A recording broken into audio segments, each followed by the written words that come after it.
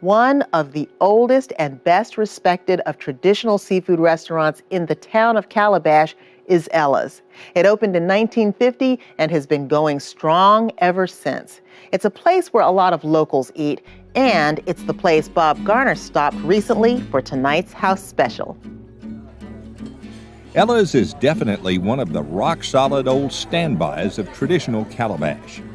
If you're there in the fall or winter, you'll want to look into their oyster roast, literally a roaster full of small but intensely flavored local oysters from the nearby Lockwood Folly River, called Lockwood Folly Rocks, steamed as you like them. I like to start with a bowl of melted butter mixed with hot sauce. This is very much in keeping with the spirit of the way that my family has eaten oysters for 100 years. Now, some people can't wait long enough to do this, but what really makes you feel great is to get kind of a critical mass of oysters all in one place rather than eating them one at a time. Look at that.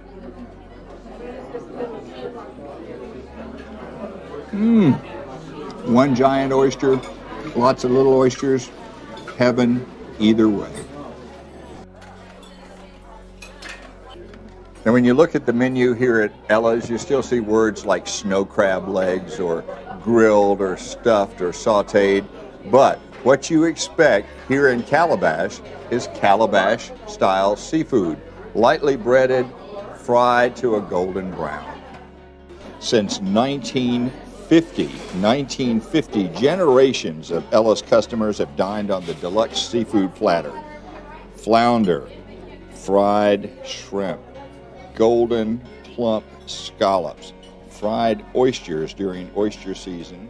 These plump, beautiful shrimp are the perfect place to start. You can usually tell in about 2 seconds whether shrimp are really fresh. Old-timers used to say they should have an ever so slight taste of iodine, and you know what? These do. Everything's instant these days. Most people nowadays don't want to deal with flounder on the bone, although that's my personal favorite. But I do dearly love flounder fillets as well, especially if they're really fresh. And especially if they aren't overcooked, just nice and soft and yielding to the teeth. Oh yeah.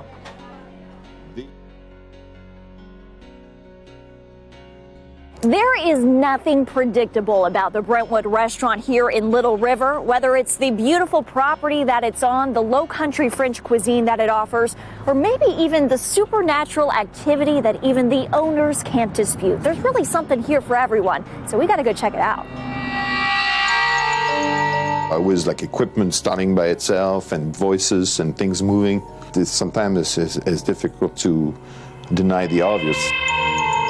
Rumor has it the living aren't the only ones who walk the halls of the Brentwood restaurant these days. Built in 1910 by Essie and Clarence McCorsley, the Victorian-style house morphed from personal estate to bed and breakfast, and now a fine dining restaurant. Even a true skeptic like owner and chef Eric Masson can't deny what he's seen and heard during his late nights here.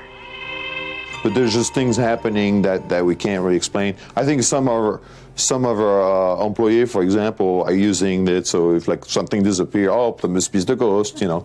So I saw a full body apparition. Up the stairs came this black thing. A local paranormal group called the Pit Crew spent the night and captured their experiences on camera. A moving dumbwaiter without anyone touching it. Images caught in the reflection of a painting and the same black blur that others have claimed to have seen over the years. Eric and his wife Kim have had their fair share of first-hand encounters with the spirits as well. Kim even downloaded an app that has a built-in EVP or electronic voice phenomenon, a common tool used by ghost hunters to record paranormal sound. Despite her skepticism, she saved the recording of something she says simply can't be a coincidence. Take it with a grain of salt, but you know, when I did ask it one question and I said, "Who is here?"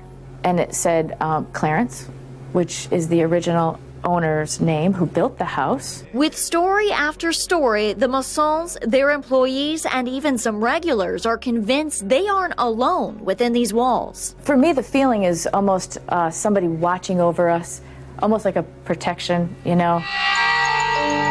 And while a chance at a paranormal experience is enough to draw in the crowds, the Massons say there's much more to the Brentwood than just the ghost stories. Just imagine the food known and loved in the South mixed with the French roots of Chef Eric. Happy birthday! And voila, a tantalizing treat for your taste buds. It's true that growing up in France, you're exposed to some fantastic food. Inspired to pick up his whisk by his grandmother, Eric's passion for food ripened when he attended a prestigious French culinary school. For him, the kitchen is his canvas and cooking is the way he expresses himself. We do have access to some fantastic fish and seafood, either from Meuse Inlet or from Oak Island. I apply French techniques and try to put it all together. And buying and growing local is a top priority for the Brentwood owners. Eric gave us a tour of their greenhouse that holds every herb they cook and garnish with. And then the garden, where asparagus, snow peas, and carrots are already sprouting. Oh, this one's being stubborn. It didn't take long to realize my green thumb is a bit rusty.